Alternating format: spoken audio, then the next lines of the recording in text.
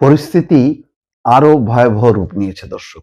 ইসরায়েলের অন্যতম বড় বিদ্যুৎ কেন্দ্রে ইরানের ক্ষেপণাস্ত্র হামলা।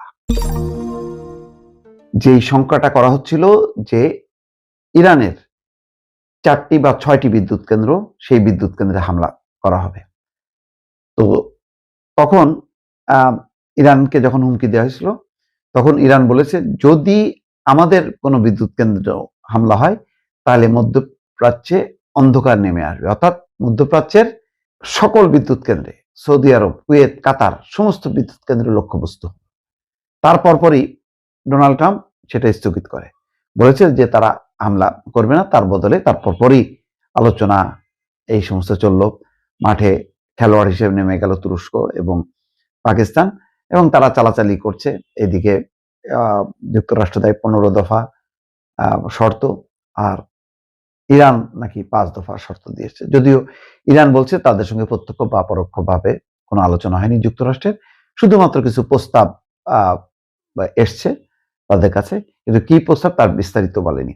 কিন্তু ইরান বারবার বলছে যে এগুলো হচ্ছে চালাকি এবং সময় ক্ষেপণ, এবং ইরানের ভেতরে তারা স্থল অভিযানের প্রস্তুতি নিচ্ছে।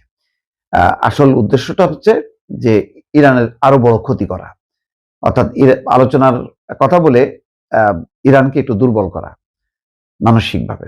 সেই সুযোগ নিয়ে তারা হামলা করবে, সেটা বুঝতে পেরে ইরান অব্যাহতভাবে কিন্তু হামলা চালায় যাচ্ছে। কুয়েতের বিমানবন্দরে হামলা করছে। এখন সবচেয়ে তাদের মূল শত্রু ইসরায়েলের অন্যতম বড় বিদ্যুৎ কেন্দ্রে ইরানের ক্ষেপণাস্ত্র হামলা। ইসরায়েলের একটি বিদ্যুৎ কেন্দ্রে ইরানের ক্ষেপণাস্ত্র হামলার পর সেখান থেকে কুণ্ডুলি পাখির ধোঁয়া ওঠার একটি ভিডিও যাচাই করে নিশ্চিত হয়েছে বিবিসি। ভূমধ্য সাগর উপকূলে হাদেরায় অবস্থিত এই বিদ্যুৎ কেন্দ্রটি ইসরায়েলের অন্যতম বৃহৎ বিদ্যুৎ স্থাপনা। 2022 সালে এটি কয়লা থেকে গ্যাস চালিত কেন্দ্রে রূপান্তর করা হয়েছিল।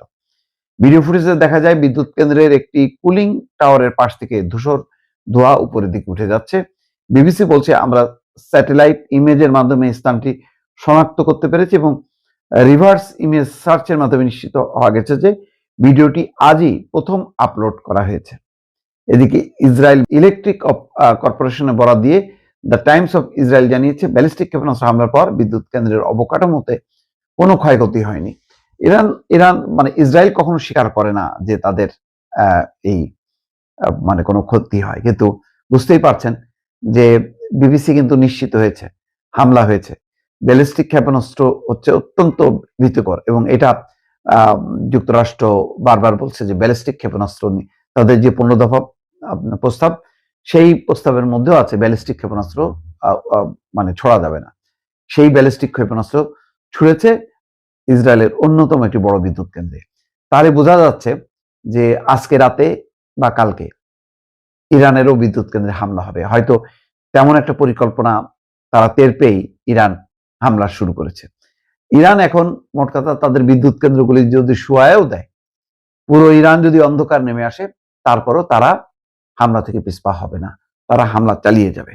এবং এর মধ্যে তারা বলছে যে হরমুজ প্রণালীর ছাড়াও যদি স্থল অভিযানের কথা চিন্তা করে আমেরিকা, তাহলে বাবেল মানদেব প্রণালী বন্ধ হবে। এবং এই বাবেল মানদেব প্রণালী হচ্ছে এই প্রণালী দিয়ে তরল গ্যাস পরিবহন হয়, অর্থাৎ তরল গ্যাসের রপ্তানিও বা চলাচলও বন্ধ করে দেবে ইরান।